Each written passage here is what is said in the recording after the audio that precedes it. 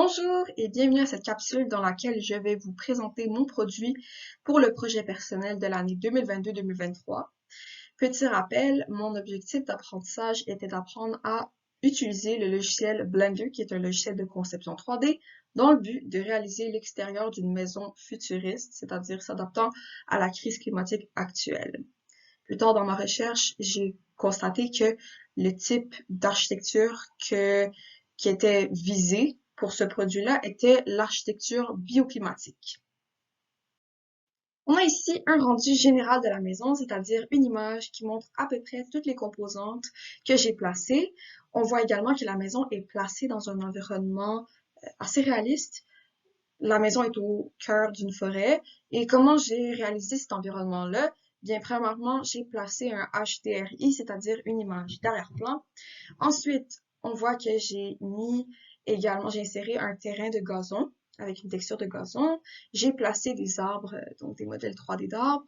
Et également au niveau de la lumière, donc le soleil, je l'ai placé, je me suis fiée à l'image d'arrière-plan et l'orientation donc a été déterminée en fonction des ombres pour que ça soit le plus réaliste possible.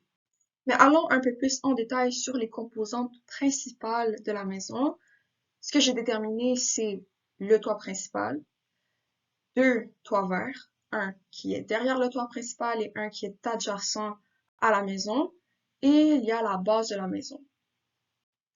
Si on observe l'orientation de la maison, on constate que la maison est orientée vers le sud, et on peut voir cela parce que le soleil, donc la lumière, provient du sud, ce qui est le cas dans la réalité, spécifiquement dans l'hémisphère nord. Et on voit également que la maison est de forme rectangulaire et elle est plus longue en direction du nord et du sud. Maintenant, si on observe la pente du toit principal ainsi que la pente du toit vert, on observe qu'elle est exactement de 45 degrés, qui est l'orientation parfaite pour optimiser la captation des rayons solaires.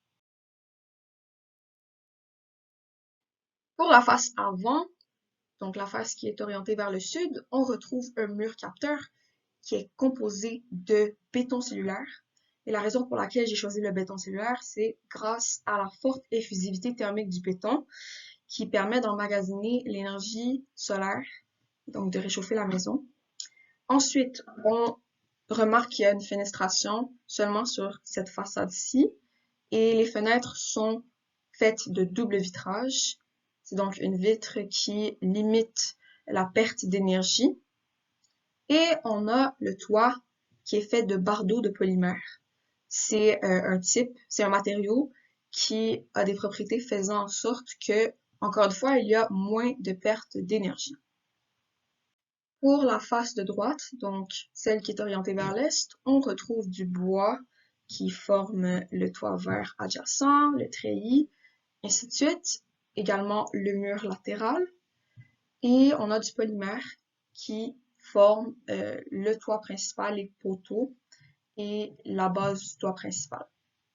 Pour la façade arrière, donc celle qui est orientée vers le nord, on a une échelle qui est faite en bois, un mur latéral qui est encore une fois en bois, puis une base de toit principal faite également en polymère. Et enfin pour la façade gauche, donc celle qui est orientée vers l'ouest, c'est un petit peu caché par des arbres, mais ce n'est point grave. Donc le mur latéral est fait de bois encore une fois et encore une fois le polymère pour la base du toit principal.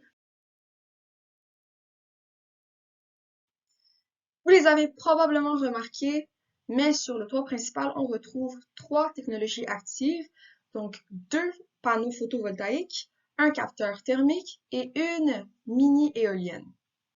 On remarque également une végétalisation des façades est et ouest avec les arbres, les vignes et les petits buissons que j'ai placés sur ces façades-là. Et enfin, on a la végétalisation du toit, en premier lieu avec le toit vert adjacent et en second lieu avec les légumes qui poussent derrière le toit principal. Merci beaucoup!